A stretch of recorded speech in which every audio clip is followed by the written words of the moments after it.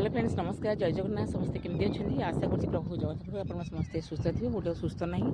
देह टे भल लगुन से ब्लग करें आज आम आसचु जलभंडार जो बाईपास रोड जो से सैड्रे माने जलभंडार बबलू को मुझे कहली चल टे जा देखा माने कौ दिन मुझे आसनी भल लगुनि मत आए सका कम सरी जाइए से आसचु बैक कैमेरा कर आपको देखा देखो यहाँ हूँ जलभंडार रास्ताटा जलभंडार रास्ता से एनएचटा ये जो सॉरी बाईपासटा ये सैड्रे देखो श्री सेतु जाइए यहाँ हूँ श्री सेतु देखले तो श्री सेतुर पाखे यहाँ पूरा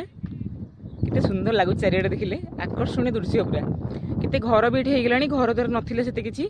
जलभंडार साइड घर किसी नाला जलभंडारटा देखूँ बाबू केते बड़ आउ दीटा पिला आसिक फटो फटो उठाऊँ देखो ये पूरा माने वीडियो शूट करने माने बढ़िया जगह यहाँ कि मुझे भी आसनी ये कहीं देह मन ठीक ठाक रुहेनि मुझे जमा आसीपे केते सुंदर लगुच कहले।